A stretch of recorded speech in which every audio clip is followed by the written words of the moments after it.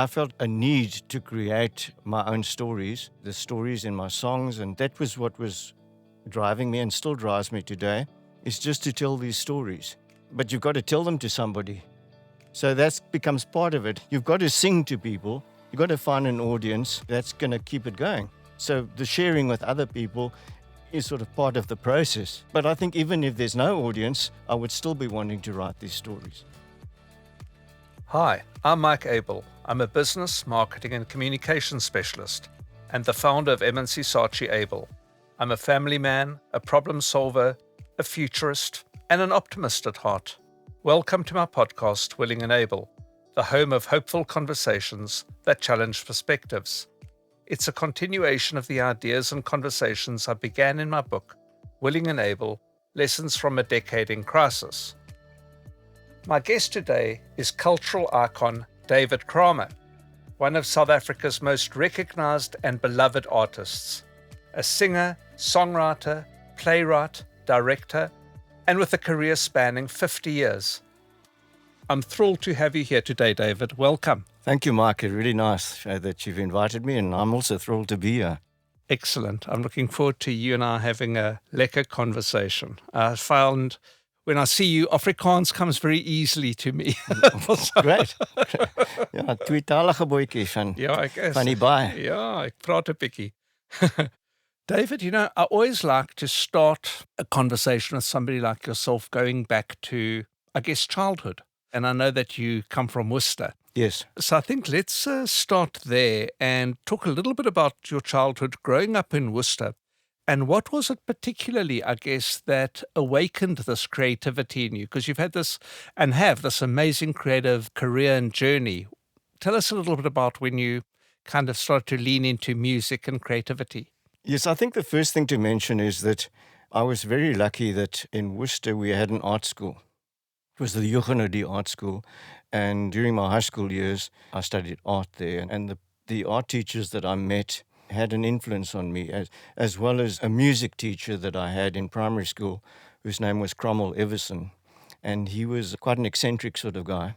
He had a beard, and I think he hated teaching, But we've discovered that both of us were very keen on poetry.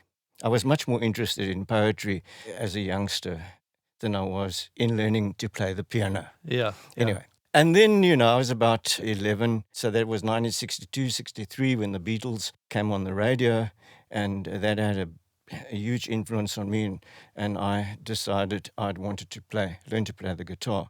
And the other thing, we had what they called bioscopes in those years. There were two bioscopes in Worcester. One was the 20th Century Fox, and the other was the Scala bioscope, and where I spent a lot of time watching films. And I saw some interesting things there that I suppose affected me. Like I saw West Side Story, the film there at that time. Yes. And I remember seeing a concert of Elvis performing and maybe some Beatle footage and stuff like that. So that all fired my enthusiasm and imagination for being a performer, I suppose. I wanted to perform. I had been performing as a kid in my parents' lounge since I was about 6 years old. Oh, wow. Yeah. That performance desire was there from very young. I just had to find a way of getting some sort of way of doing it, and the guitar was the first step. So you started learning the guitar at, did you say 11? Yes, 11. Amazing. Okay. I think that what people don't realize, and I think it's probably a good way to touch on that, is, you mentioned the 20th century and you mentioned the Scala. It's quite interesting because David knew my late grandfather, Julius Abel, who owned those two bioscopes. And I never met Julius because he died 2 years before I was born. But I believe that you used to perform in the No, I didn't perform there, but they did have bands performing like on the stage of the 20th century. We called it the 20th century. So like at interval, they had a band called Budgie and the Swinging Jets. And I wrote a song about them. I know that song. Many years ago. But there is a bit of a myth that I also played on those stages. But I was in another band in Worcester, the sort of rival band to the Swinging Jets. Yes. That band was called the Offbeats. But your grandfather, I was telling you, he was a formidable kind of presence because he was quite a big man. And he was in the ticket office. And I was a youngster, and looking up through this glass window and buying my cinema ticket from him. And then I was also telling you about Mike Johnson, who worked for your grandfather. And Mike Johnson was quite a character who drove around Worcester on a Vespa scooter. And in those years, there was a tax on cinema tickets. And Mike Johnson's job was supposedly to tear the tickets when you went in to see the film. Yes. But we all noticed that Mike Johnson wasn't tearing the tickets. He was sort of folding them into his hand and showing us in.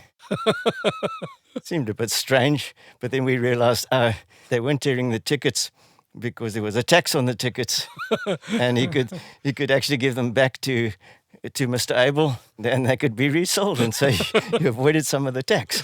That's a great story. I hope they don't come after his grandson all these years later.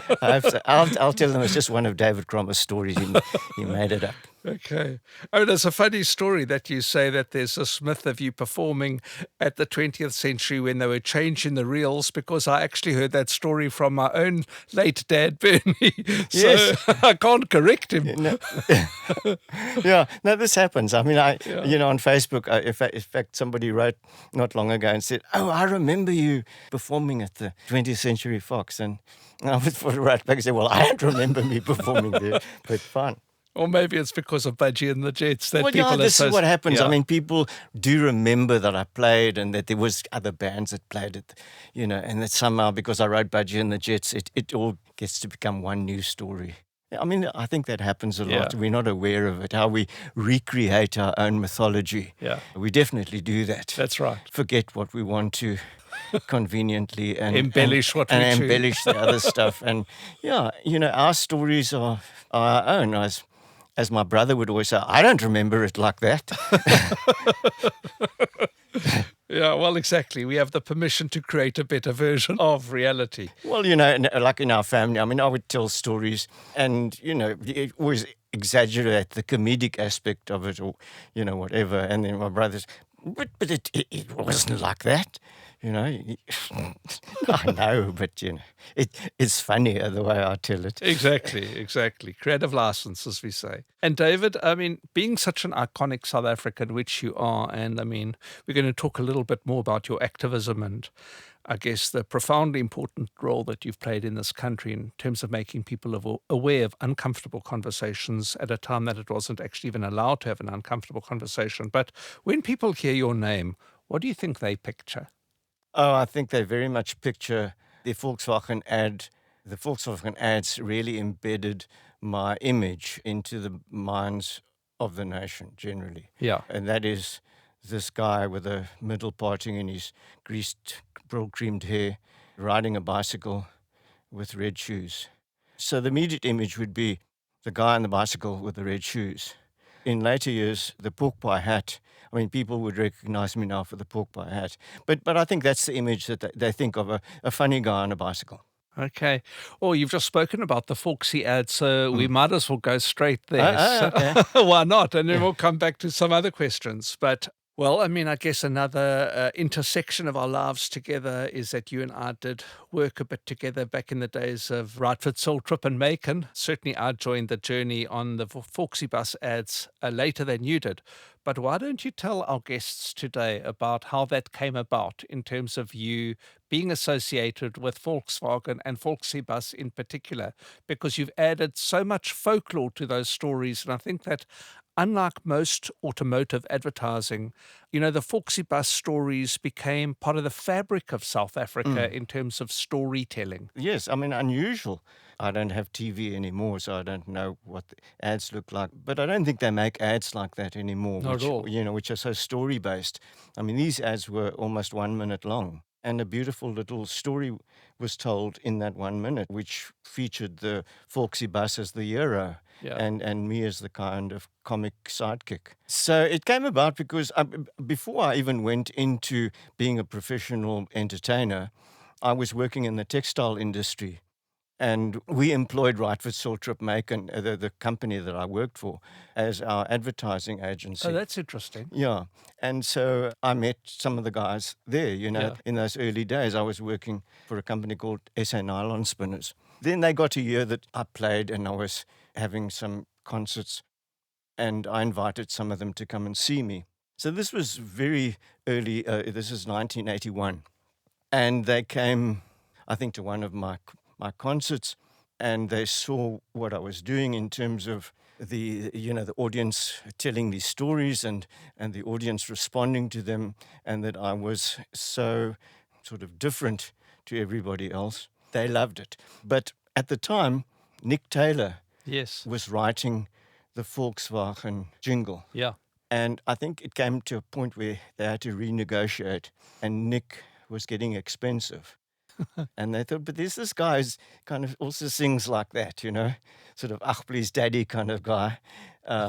We know, David, let's ask him if he won't write the jingle. And was the jingle at the time VW and Me? We all believe most definitely. Now, that was Nick Taylor. Yes. Now, I'm talking about, Jeremy Taylor. Okay. So before Nick Taylor, Okay. Jeremy Taylor. Okay. Ach, please, daddy. Yeah. Sorry, I got my Taylors mixed up. So Wait, you take me to the drive-in? That guy. Yeah. So he had written the first Volksy bus jingles, or jingle. Okay. As I say, it came up for renegotiation, got expensive, and they thought maybe I should write a new jingle for them. Yeah. I didn't. But that's sort of how it started. Okay. And then they came to me and said, we've got this idea for an ad, and we'd actually like you to be in the ad. Yeah. And we see you as a kind of South African everyman. Yeah. And so I wasn't keen at all. For what reason? I had no interest in sort of commercializing myself. Yeah. I thought that was going to be a bad idea. Yes. The way I'd sort of positioned myself as a songwriter who had something to say about the social and political situation at that time, I really was quite aware that my audience would feel I was sort of selling out to commercial interests. So anyway, it's always good not to want to do something. Yeah. It's better to want to walk away than to embrace it. I think those are the moments that define us in life, is what we choose not to do rather than what we do. So they offered more. Good. And I still refused. But I wasn't, I just really didn't think. It wasn't because I was trying to get more money or anything. And then I think I met Greg Burke and spoke about it, and I suddenly saw the possibilities of just being myself. I think my fear was that they would want me to endorse the bus. Yes. At that point, I was quite well known in South Africa. I'd had big hits like Hakon Blokkies and the Royal Hotel, and so on. I mean, I was doing well. So I was quite a well-known entertainer figure. Yeah. But I didn't want to be seen endorsing the bus. So I made that point. So he said, well, maybe we can find a way of creating these little stories and in which you just play yourself. And, the bus is the bus. And I said, well, that sounds more like it to me. Because I'm certainly not leaning out of the window of the bus, tapping the side. Hierdie bus is vir julle. Yeah, Volksy bus. Yeah, they came up with the first story, and I liked that very much. And then I came on board. Yeah. And I said to them, but I want a bus. Yeah. It's okay, we'll lend you the bus. I said, no, you won't lend me the bus. You'll give me a bus with every ad I do. And that's what happened as well. Very nice, very nice. Look, I mean, I think that was an iconic time in advertising in South Africa. It was. And particularly with Right Witzeltrup Maken. Yeah. I mean, they did that Volkswagen, not only the bus ad, but so many of the other products. Yeah. With that sort of James Bond image on one of those cars of theirs. Yeah. I know there were some wonderful ads. They were breaking the sound barrier with the right stuff, the downhill racer. Yes. A big part of my life as well, and a beautiful point of intersection. So, David, your activism, how old were you when you kind of looked around yourself in South Africa and you thought, this isn't right? Because I remember being a young man, I can't remember, what year did District 6 come out? 1987. Yeah. It came onto stage. Yeah, so I was studying in Port Elizabeth, in Kwabege as it's now known, and I went to go and see it at the Opera House. Oh, yes. And I'd been raised, fortunately I had good parents that made me keenly aware of the inequalities and the horrors of apartheid. And I watched this and I thought, this is an amazing story. When did you first become an activist, and when did you realize that you could use poetry, creativity, music and performance to get people to sit up and take note? Because The only other thing that I saw on stage that I thought was immensely brave around the same time, I think, was Peter Dirk Ace's Adapt or Die, where he was making fun of South African politicians and Piet Koornhof and those types of people. What was it, David? Yeah, so, as a teenager growing up in an apartheid town, I was aware of it and I had an uneasy feeling but I couldn't quite put my finger on it. I wasn't, politically astute at that point, I suppose, but I knew that it was a kind of mad what was going on. And then I had the good fortune of going to Leeds University in England to study textiles.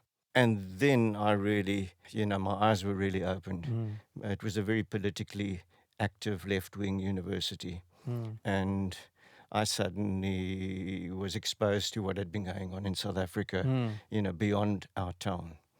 So then I started to include that in my songwriting at that time. And so I was in my very early 20s.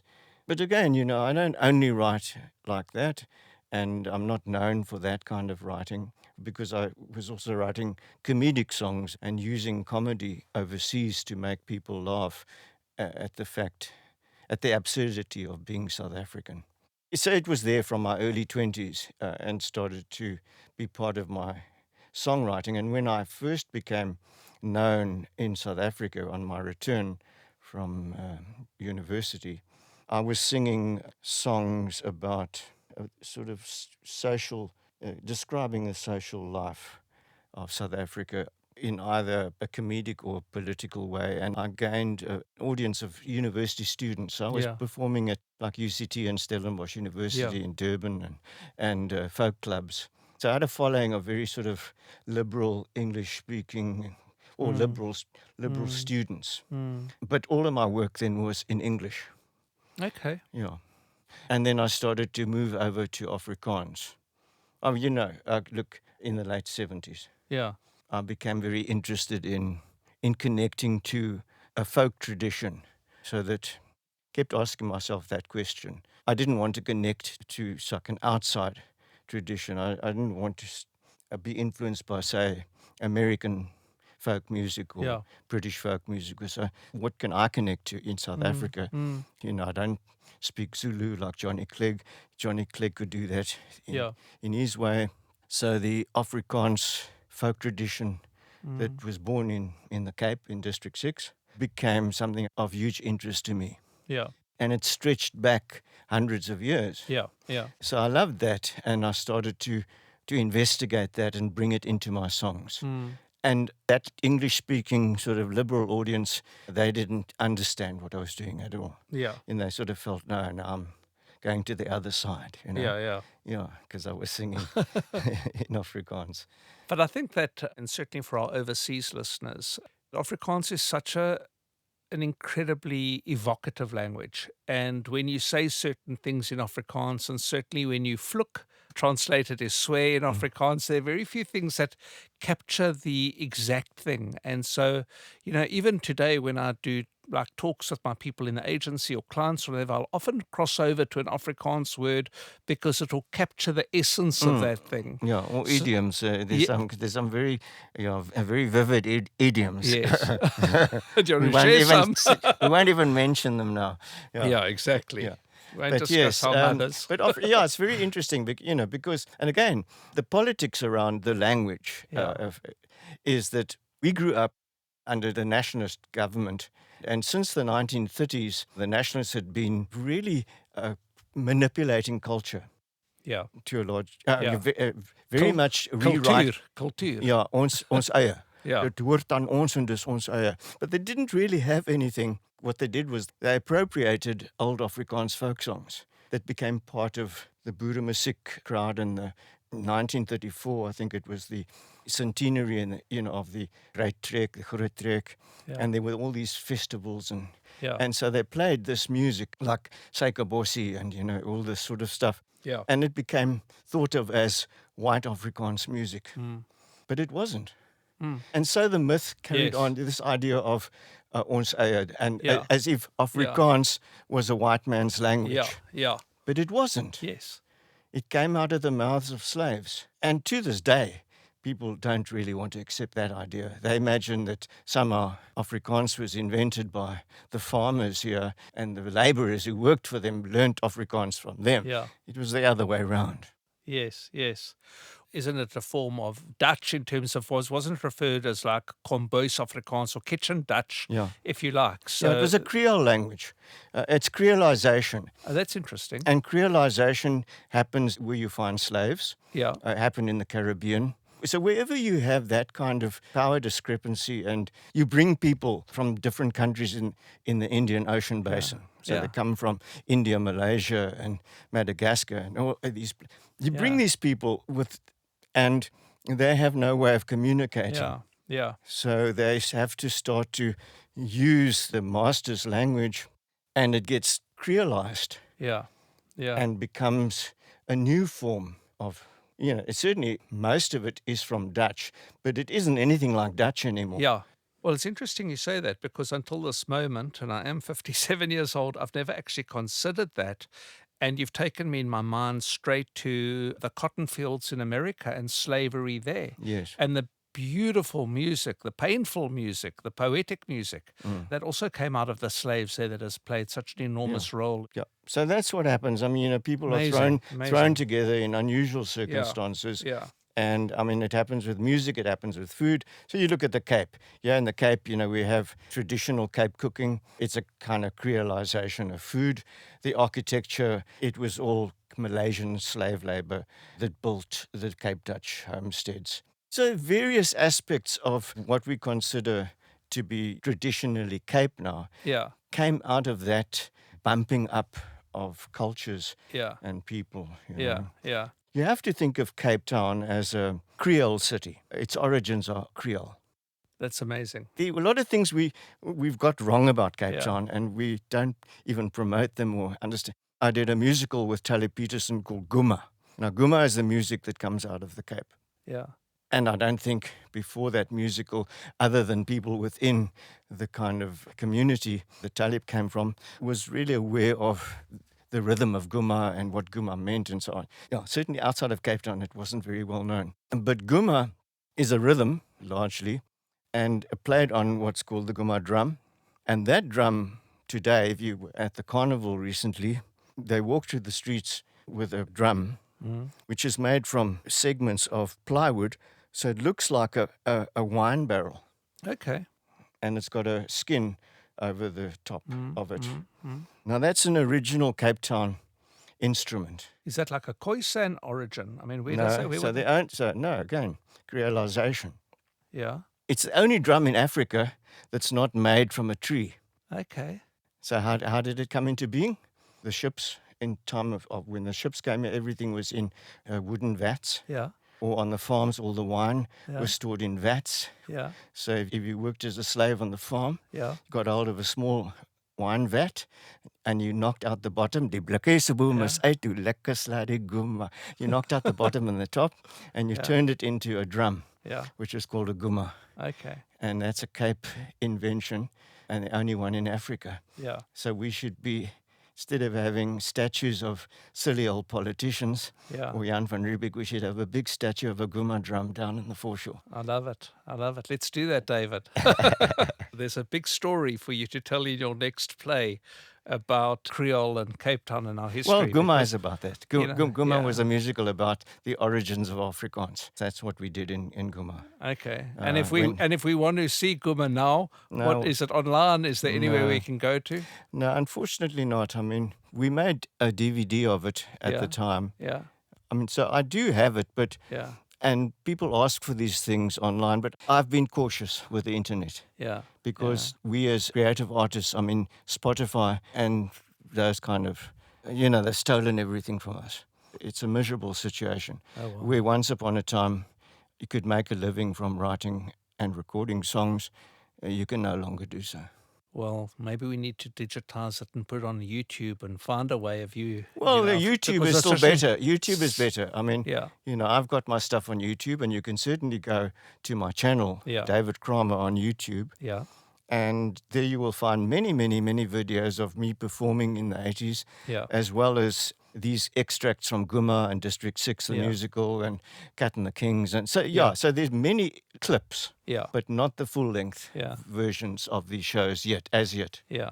Okay. Well, I think that has to be a project, because I think it's such important history that it would be nice to make it available. And I suppose I'm getting to an age now where it doesn't matter so much, And okay, all right, let's put it out there. Nonsense. You're young. The smartest man in the world in finance and investing is substantially older than you. He could be your father, being Warren Buffett at 98. We still expect a lot from you, David. None of that talk, thank you. Mike Abel's book, Willing Abel, Lessons from a Decade in Crisis, captures the stories of clients and partners and the wins, losses, and learnings through his eyes in a career spanning 3 decades.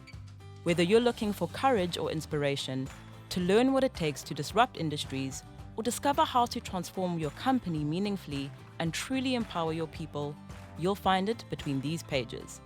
You can listen to the audiobook on Audible, download it on your Kindle, order it online, or find it at your favorite bookstore. I mean, you've spoken a lot about culture, and, I think that you've been very clever at the way that you've weaved culture in South Africa. We spoke earlier as one of our memories of Sunny van der Spey and her milk tart. And that is culture right there. It brings to life these characters that one ordinarily wouldn't maybe know about or be interested in. So you give them relevance. What does culture mean to you? Yeah, it's a difficult question, that culture. I'm not quite sure, because culture isn't a thing, It's an interface, I think. I think culture is an interface in the way. So language is part of culture. And it's something that, when you speak, say you speak English or Afrikaans or French or whatever, it's so much part of you that you can use that as an interface with our thinking. I think that's culture. But I think a lot of the time people get confused with cultural objects and culture. And people would like to say, oh, it's my culture. Or it's, this is my culture. But it's not. Yeah. It's nonsense, because people like to draw boundaries around things and say, this is what it is and it belongs to me. But when you look into that, there's so much variety within this concept of culture. Maybe you think you've got like a Boerkaap culture, and my culture is Kusistis and singing in the Malay choirs and all this. But that's a part of it. But at the same time, you also are making TikTok videos, and you're very interested in making music on computers, and you have a love of the blues, and so where does your culture begin and end? Yeah. I was always interested, right from an early age, to explore the grey areas, because that's what the government told us then, that, we should be separated because we have separate cultural identities. So I think I kind of get a little bit prickly when we get into this area of your culture. Yeah. Because I think it's a nonsense. Yeah. And what I was more interested in was that people share so much. Yeah. And we should be looking in South Africa not at separate identities and being separated by this mythology of ons is ons and julle is julle. We shouldn't be separated like that. We should rather look towards our humanity and understand that when you really start to take it down to the individual, each one's different. Yeah. It's incredibly powerful what you say, because there's such a focus today, in a good way and in a very bad way, actually, on identity.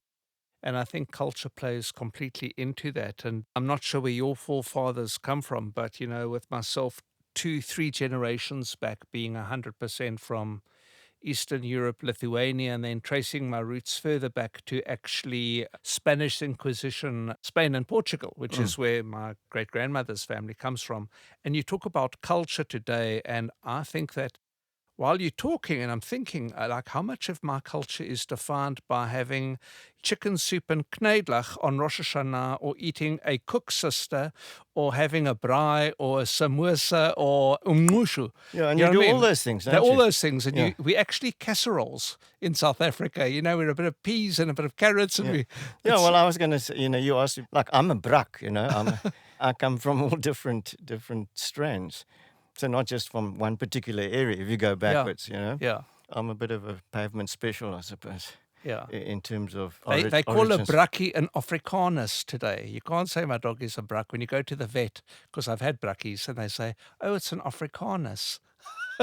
I've not heard that one. Haven't you heard that? No, I've not heard it. Yeah, And why would that be? Okay. I don't know. I think All right, they let's probably... So a lot of your later work, and I think you've touched on this, but I'd love to dig a little bit deeper, involves showcasing roots music of the Cape, as well as the talents of other artists.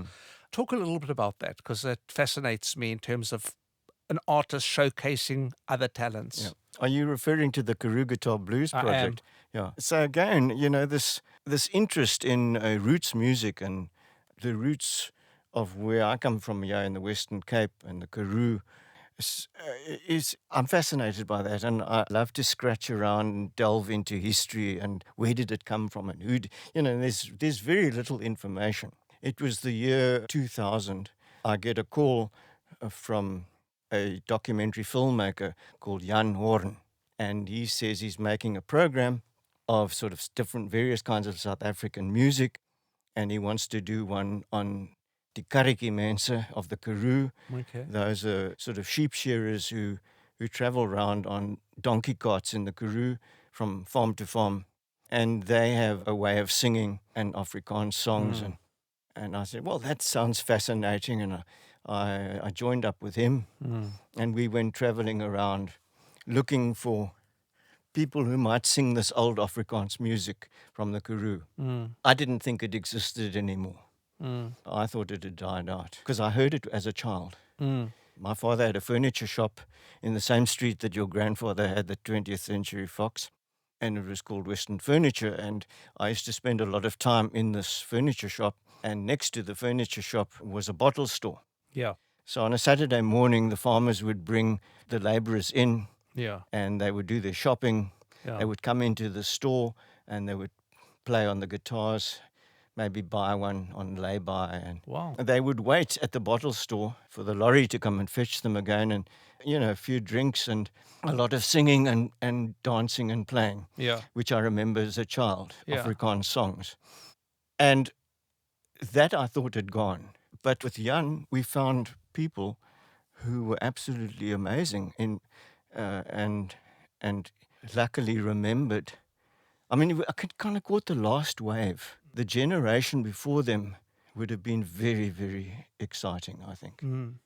Anyway, so I met some of these people that I thought were outstanding, and I wanted to share the experience with the city audience because I knew people had never heard any of this sort of stuff.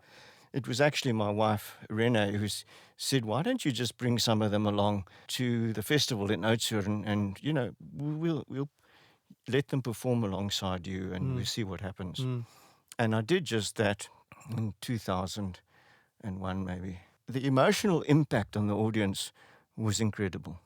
Yeah. I mean, people just basically burst into tears when they heard these people singing and playing the guitar. There was Hannes Kutsia, who became an international phenomenon with his teaspoon slide guitar playing. Yeah, I remember that. Yeah.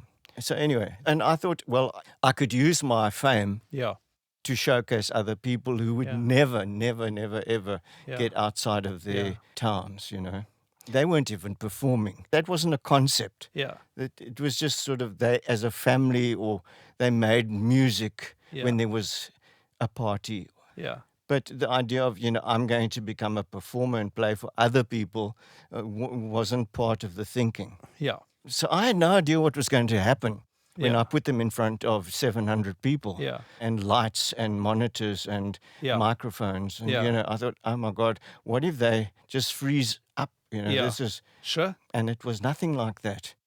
It didn't seem to bother them in the least. They just walked on stage and did what they did as they would at home. And the audience was transfixed. And then I also realized that when I thought about that, is that like some of these, most of them were so used to not being seen, being invisible, and sit in front of a huge audience it didn't bother them. The kind of that invisible cloak that they wore was there. Yeah, and I think that also, if you don't have, I guess, an ego and you're just comfortable in your own skin and being yourself and doing what comes naturally to you, you're not kind of, don't have stage fright because you're not thinking what they're thinking of me, what they're thinking. You're just being yourself, doing something that you It was love. very pure. Yeah. It was pure because that's what they were doing, Mark. They were just making the music that they make. Yeah. I mean, the idea of me wanting them to play certain songs Yeah. was quite foreign. You know, why would you want me to play that? But you played it last night. Yeah. Yeah. I had a program. Yes, sure. I sang a song and then Yeah. I brought Hannes on and then, Yeah. I wanted him to do 3 songs and, Yeah. there was a program and, Yeah. and I knew which songs worked but they didn't want to really do it like that. They just wanted to pick up the guitar Yeah. and tune it for about 5 minutes. Yeah. And then play whatever they felt Yeah. like playing. Yeah. They had, I would say, what is the name of that song? Yeah. No, he doesn't really know. He doesn't know what the name of the song is. It's Yeah. just something he plays, Amazing. Yeah. Beautiful. Yeah, so it was very pure. It's this sort of thing where they talk about all this stuff all the time, being in the moment, Yeah. and Yeah. really living Yeah. like an actor. If Yeah. you're an actor, you have to live the reality of, the imagined moment. Yes. Yeah. Yeah. So but they were that almost all the time. Well, it's amazing, David, because while I'm listening to you, I'm thinking, how blessed and fortunate and brave you are to be pursuing a creative life. And a lot of the people that will be listening today, we live in a world now where there are people called influencers and they share their opinion and lots of talent, and people grow up with reality TV, and we've all seen X Factor, and we've seen, people, unlikely people that have got a great voice that are discovered kind of late in life. I'm reminded Boyle, I can't remember her first name, that came out as that lady in England, Susan Boyle, and she sang, I think, one of the songs from, I think, an Andrew Lloyd Webber show or something. But That's right, yeah. And she was on one of those competitions. Yeah. correct.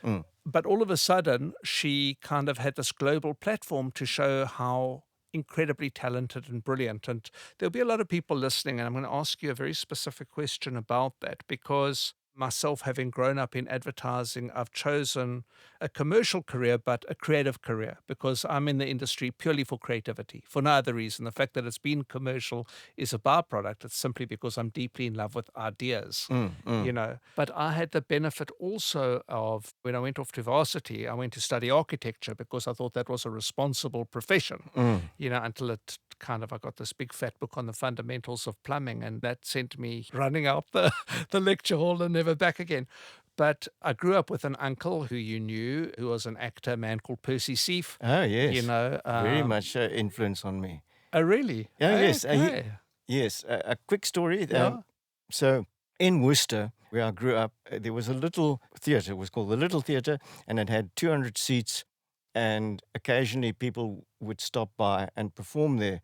Like Charles Jacoby came along and he performed there. And I remember, so these were the only times I actually saw people on the stage performing. Yeah. And Johnny Congus and the G-Men, Yeah. who went off to London and became Yeah. quite famous, Yeah. they played there one night. And Des and Dawn played there one night.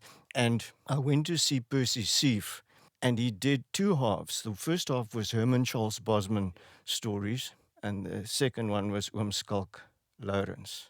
And for the first time, I understood that the South African accent, which was so much like mine, was legitimate. That hadn't occurred to me before. Yes. That I could use my own voice to tell stories Yes. and not pretend to be somebody else. And that Percy gave to me through his performances. And I got to know him very well afterwards. In fact, his good friend Haim Rabinowitz, Yeah. I knew him well. Yeah, Nick. The Potter. Nick, I'm the Potter, whose son is Nick Rabinowitz, The comedian. The comedian, Yeah. who I also know quite well. Yeah. But when Percy thought I appreciated a lot of what he did, and so he left me a very old concertina, Okay. which I've now given to Nick. Oh, amazing. Yeah. And Nick is his godson. So That's right. Yeah, no, absolutely. Yeah.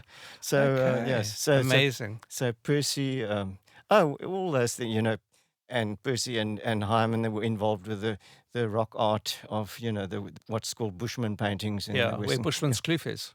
Yeah. All these things, Yeah. all over the place. I mean, Yeah. they went exploring and found paintings that, they were the first to, with Townley Johnson, to go looking for these rock paintings. Yeah, yeah. Anyway, I remember good those. guy. I remember those early days where they would trek into the bush and So what did you want to say about him? I'm sorry. I interrupted no, you. not at all. So what I wanted to say is, for those listening, in terms of having the bravery to choose a creative life, a Yes. creative industry. Yes. Because, I mean, you went off to Leeds to do your postgrad degree in textiles. Funny enough, my father-in-law, Benji Lappiner, went off to do his chemical engineering postgrad in Leeds. You're probably there at the same time. And he's been a fanatical Leeds United supporter ever since. I hope you are. I have no interest in soccer. in any games. I don't like balls being thrown at me. As a youngster and in school, and I had to play cricket, and I got there and they threw this ball at me. It was like a red hard rock. And I thought, are you mad? What do you want to do this for? Then I played a little bit of soccer, and someone crashed into me and broke my collarbone, and I said, that's it, I've had it with balls. Okay, well, maybe if you had pursued a career in sport, we wouldn't be sitting here today, David. No, we wouldn't. So No. we're grateful for your fear of balls. The street store turns 10 this year. The world's first rent-free, premises-free, free pop-up store provides a dignified shopping experience to those in need, allowing them to choose from a selection of pre-loved clothing and shoes. Over 1,000 stores have been hosted around the world in the past decade. And now we're calling on you to host your own. Visit thestreetstore.org to sign up and find out how. So jumping back to the original question, I'm loving all of these segues while we get to it. But talk to people out there that might be thinking about having a creative career, choosing a creative path, which I think is a beautiful way to spend your life, be it an actor, be it an artist, be it a performer, a poet, a singer. We got this world famous opera singer now, Pretty Yendi, who sang at the King's coronation last year, whenever it was. What gave you the bravery, I guess, to leave a career like textiles, which was predictable and would have paid you a good monthly salary, to become a performing artist? Yeah. So at that time, the idea was get a job, and that's the reason why I ended up in textiles. Find a girl, settle down. Yeah, my parents wanted me Cat to, Stevens. get a degree and get a job, and Yeah. then for the next 40, 50 years, that's what you're going to do. And it was the template at that time, I suppose. And my guitar, I thought of as a hobby, and my songwriting and so on. And again, there was very little example of, in my field, that you could take something like songwriting and performing and make some kind of money out of it. Yes. There were a few examples, but not very exciting. Yeah. People played in steakhouses. There were very few people making much of a living from music. So I just thought of it as a hobby. And as I started to play at these clubs and at the university campuses, I developed quite a large following because my style of writing and singing was so unusual. I had a unique approach, and people really responded to that, to the point where I thought, let's make a record. And I put my hand in my pocket and I started to record myself. And then I joined up with Paddy Lee Thorpe, who was it's 1980, and he's starting a record label called Mountain Records in Cape Town. And anyway, we came to an arrangement, and he released my first album, Bakgat, which was immediately banned by the SABC. Because of gat. Because of everything. Because bakgat is lekker, it's cool, it's nice. What does bakgat Yes, no, and everyone says Bakgat now. I mean, you have Bakgat boulders and, everything's got a Bakgat label on. But in those days, you couldn't say the word because it was a vulgar word, Okay. even though it didn't really mean anything other than that it's great. Exactly. This is something that's really top of the range. It's Bakgat. But it was considered vulgar, and so you couldn't say that on the radio. Yeah. You couldn't use that word on the radio. Now you can say whatever you like. So we've made a lot of progress. Yeah. So I released that album, and was banned, but it sold really, really well. In fact, it went to gold status and it never got any airplay.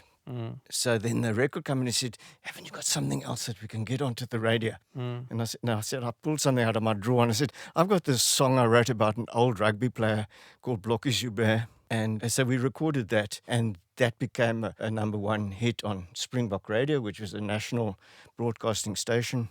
And it just stayed at number one for quite a few weeks. And suddenly everybody knew my name and everybody wanted me to come and play for them. But now I'm a textile executive. Yes. I have my own car. I have a pension fund. I have all this kind of financial security. Yeah. And then this idea of, but come and play. And I couldn't really cope with pressures of both of those things. And my wife, Renee, said, why don't you resign and just do it for a year? Yeah. See how it goes. Let's see what happens. The wise Renee. Yeah. And she's given you great advice throughout Yeah, your great life. advice. So I did that, and I've never been back to textiles. So I took that risk, but it was a calculated risk in the sense that I already had a big response to my songs. Yeah. And I thought I would just kind of enjoy it for a while. It would be nice to do. And maybe because you knew you had something to fall back on if it didn't work as well. Well, that was always the story, wasn't it? Yeah. Get your degree, it's something to fall back on. Yeah. Well, I don't know if anyone ever does that. You sort of fall forward into something else. Yeah. Well, I love the story of the Spanish conquistadors to that exact point where legend has it the first thing that they did when they got to a new place was they burnt the ships. So there was no turning back. And I think that in life one needs to kind of do that. If you're going to commit. Yes, I suppose so. I went into it and it was the beginning of a wonderful new way of, I don't think of it as a career, but it was a wonderful new way of being an artist. And I was successful at it. So many aren't. Yeah. So whoever's listening, so many of my peers also very committed to music and songwriting and wanted to do that and more talented than I was, but didn't make it, or at a level that just they got by. So, there's a lot of financial difficulty involved in pursuing a kind of creative life. And many artists, painters, certainly we know all the sort of stories of the painters that never sold a piece in their life. And didn't get much recognition. My father, as I was telling you, worked at the furniture shop, and one of the owners of that shop was a Mr. Jaffe from Cape Town, and he was an art collector, and he would come out and then he'd get my father to drive him to Montague, because in Montague, John Welsh lived in Montague. Yes. And he was a starving artist at that point. Amazing, huh? And Mr. Jaffe supported him and his family, because they really were on the bones of their backsides, the Welsh's. Sure, of course. So my father saw what it was like to be an artist who wasn't doing well. Yeah. And my brother is an artist, a painter. Yes. It was a big fear for my father and mother that we should become artists. Yes. That's the last thing they wanted us to do. I understand that. Yes. And not when I was young. It didn't make much sense to me. We knew who we were, but we had to find our way down that difficult road. Yeah. And were you driven, because a lot of what you hear is people having, I guess, a drive or a determination, not just to fulfill their own talent, passion, interest, but to share something with the world? Because a lot of what you've done is not just beautiful creations from David Kramer, but important messages. Did you ever feel the need to communicate directly something important with South Africans?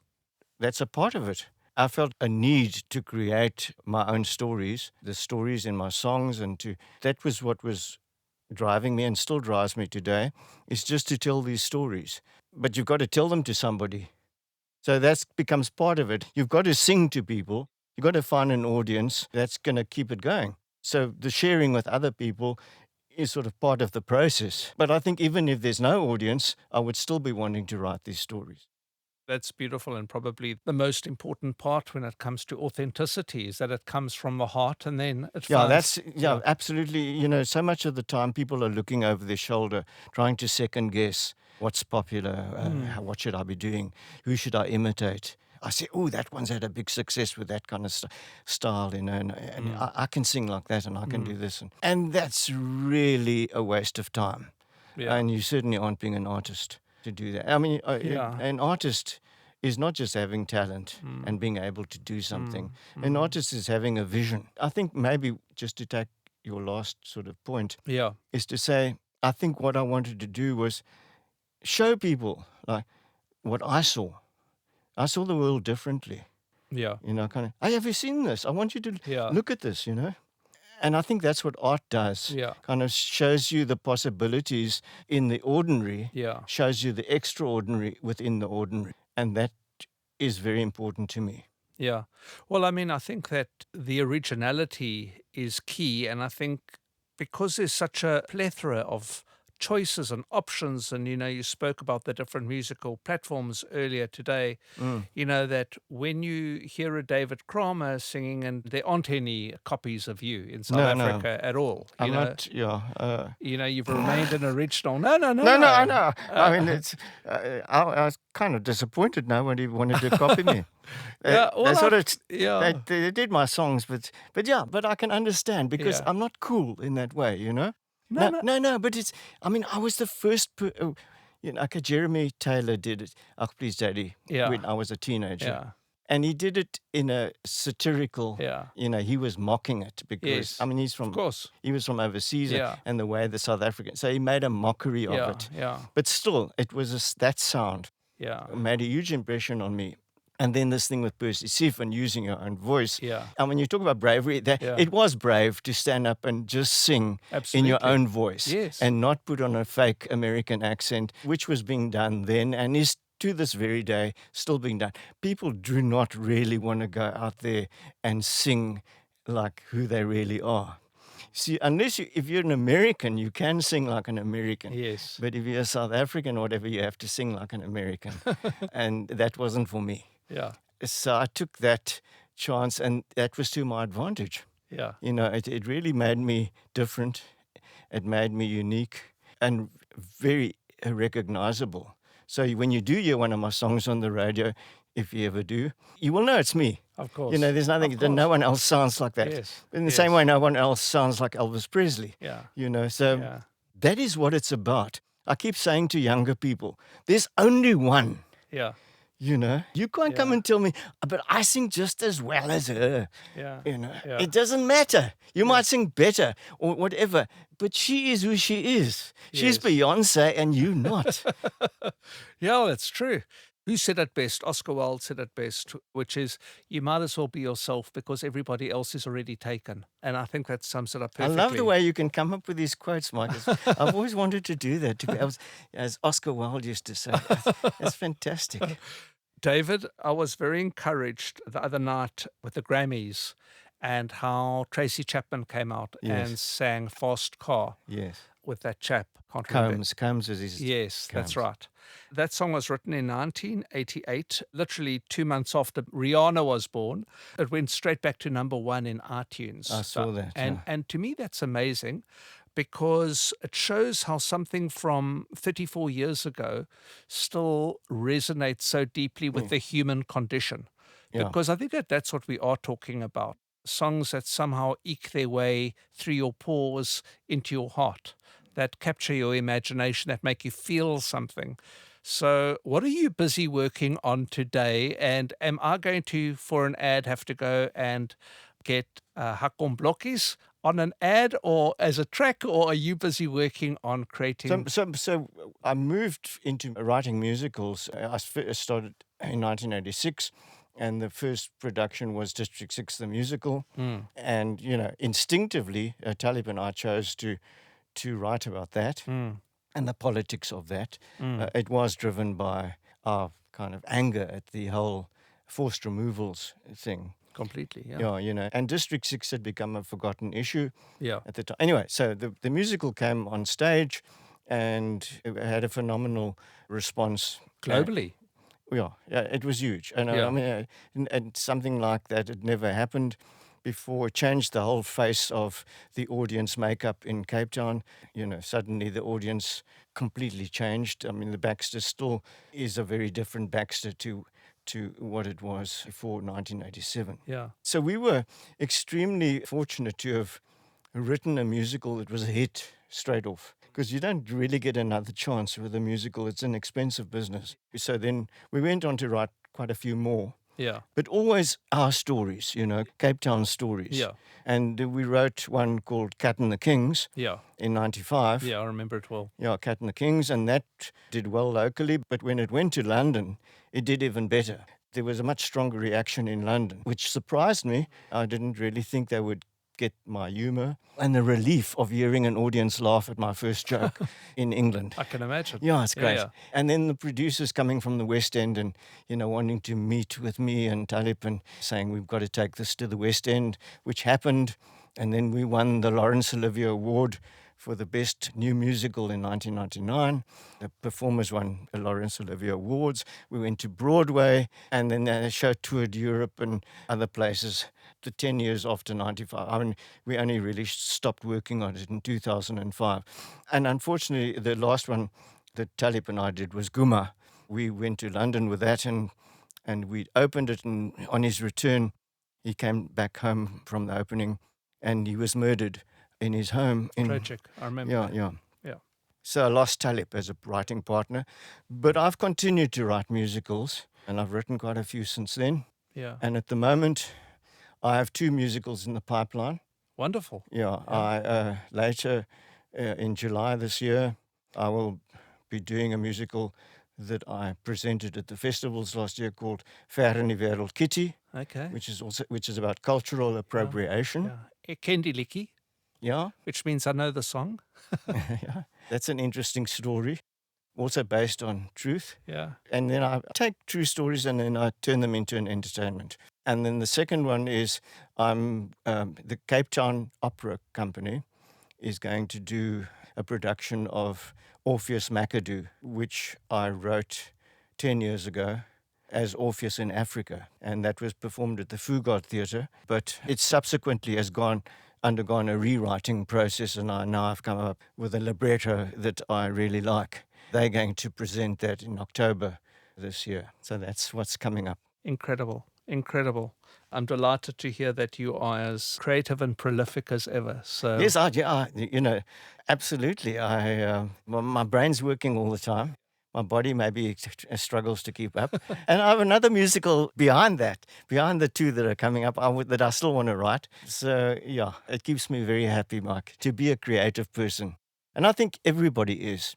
They just don't have that opportunity to.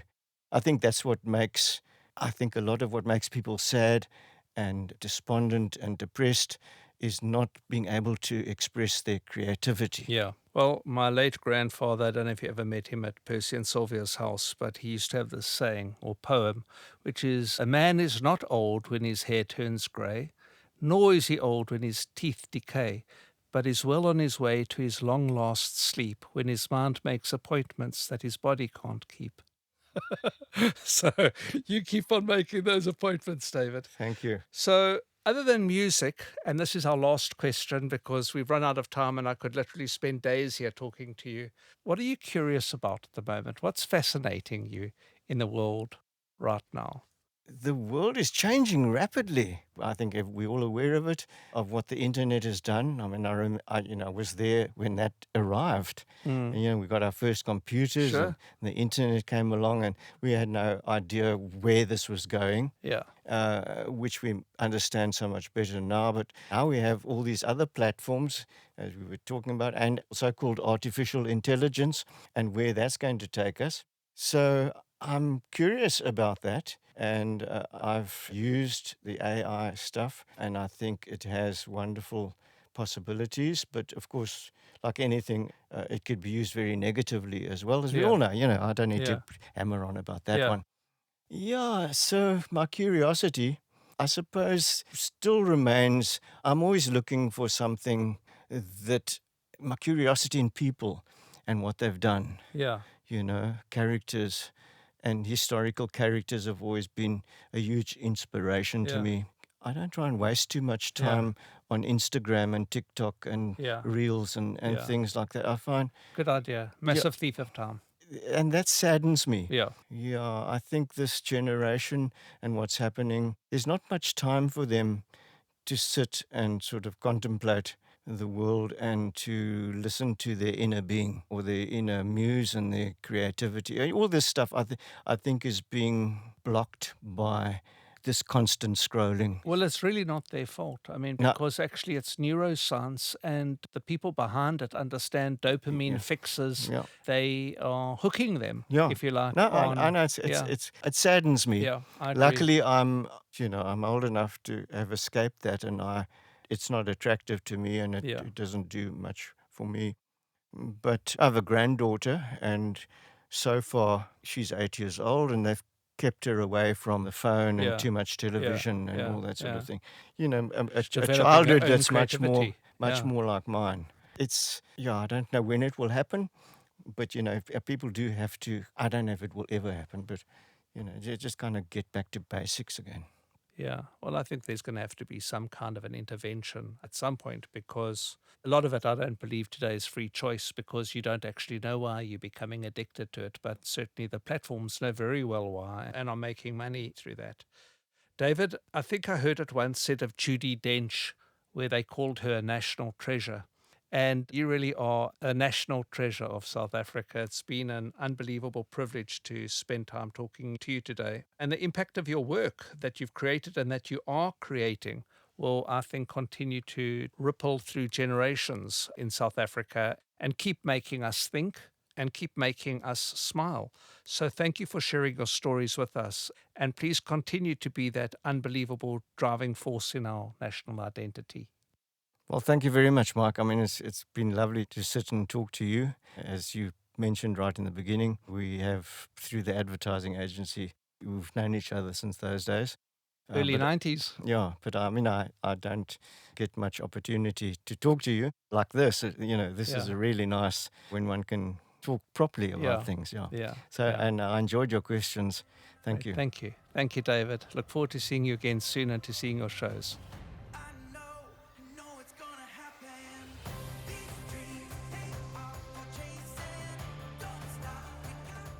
Thank you so much for listening today. If you enjoyed this podcast, why not leave us a 5-star review? Tune in to Willing and Abel next time for more conversations that challenge perspectives. This podcast is produced by Two Stories, written by Linda Scarborough, produced by Carol Williams, with audio editing, engineering, and sound design by Kozi Mzimela, with production assistance from M&C Saatchi Group South Africa's team, Machik Dubla and Nadia Siegel. Special thanks to Sonic Nursery and Edible Audio for the recording of these episodes.